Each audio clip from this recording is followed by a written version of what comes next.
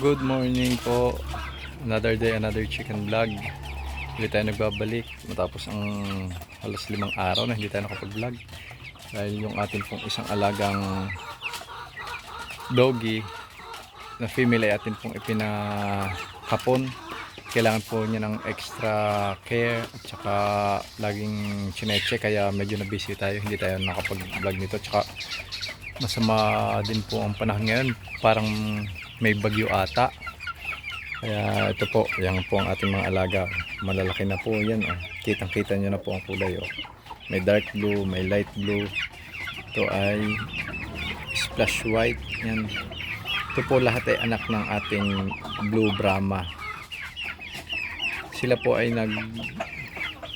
konti ng genes ng splash. Kaya kahit po sila ay pure, maglalabas po talaga yan ng splash. Tulad ng ating isang splash na medyo malaki na doon, anak din po yan ng blue Brahma natin. Yan. At ito po yung sisiw na anak po ni Maya at ni Mai, na experiment po natin. Yung anak ni Makoy, yan, dalawa po. Magwa 1 week na po sila. Yan. Si Whitey po ang kanilang nanay. Yellow legged po yung mga yan. Sa kasamaang palad po sa 11, 4 lang po yung napisa, tapos 2 pa yung namatay. Yan. Ito naman po yan, si Mimi at si Makoy, pinagsama na po uli natin dahil false, alam naman pala yung injury ni Mimi. Siguro nag-aarte-artehan lang yan o nagkamali lang siya ng tayo.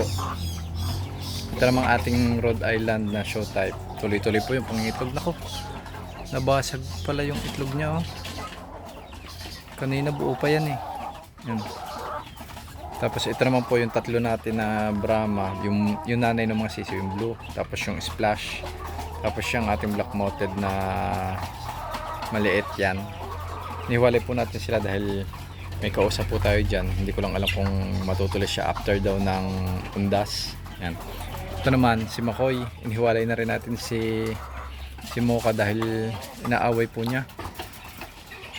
Pagka tumutuka, kahit may nakaseparate na tukaan na siya, kahit 2 na ang nilagay ko na ganyan, lilipat po siya doon sa kabila kung saan tumutuka si Mocha. Kaya si Mocha nai-stress, tumigil din po sa pag-itlog. Kaya yan, inihiwalay na po natin, tapos sinahandbreed na lang natin. Yan. Ito po si Maya at si Maya. Ito si Maya, tumigil na rin sa pag-itlog, siguro sobrang taba niya, kaya dinadayet po natin yan. Ating IG na kanawayon. Yan, ito po yun. Si Mocha ay nakalagay na lang po dito.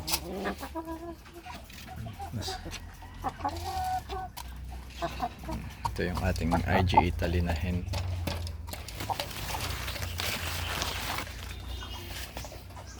Tapos yan, yung ating pang 2 Rhode Island na mohawk na on molt. Yan, nilagay na po muna natin dito para less stress. Tapos ito naman yung ating 2 pang hen na Brahma. Dito na muna sila dahil nasanay na sila sa kulungan. Kahit mas mga panahon na marunong na naman sila sumilong. Ayun po yun, si Mira. Ayan. Tsaka itong isa, sila yung mga nauna nating Brahma dito na hen. Yan, si Ringo, ating Rhode Island red na showtype na Ru, at saka ito si Rio. Yan. Ito po, itong 2 to nakakatuwa dahil sobrang takaw po nila. Yan. Ito po yung kaunahan nating USLK, 3 pong itlog na pisa ni Mocha. Siya lang po yung napisa. Katulad po siya ng kulay ng tatay niya na si Momo. Yan, tingnan niyo po. Tapos ito, experimentation din po natin to. Yung nanay niya siguro may nilahing Brahma dahil dati nagsama ako ng Brahma dito sa ating mga native. Yung kaunahan pa mga 2 years na siguro. Tapos yung nanay niya na kastahan siguro ng ng ating si Dagul o ni Makoy, hindi ko na matandaan, pero ang laki po niya. Halos mag going 4 months pa lang po silang dalawa. Yan, halos magkasabayan sila. Yan. Tapos ito, yung anak ni Asyong, inilabas po muna natin dahil ang tagal niya nasa kulungan para makapag-relax naman siya. May kausap din po tayo ditong kukuha sa kanya, si ma'am. Hindi ko lang po alam kung kailan siya. Ang sabi niya after undas, dahil busy pa din po siya. Kaya yan, yung ating mga 45 days, yung ating mga nakaligaw na yan. Ayan. At saka doon po update natin doon sa itlog na ni Mocha na lilimliman natin dito sa yan, sa mga native. Parang wala nang pag-asa yun na umpisa dahil tagal na nun hindi ko na sa isang araw kukunin ko na din yun, ibabaong ko na. Yan.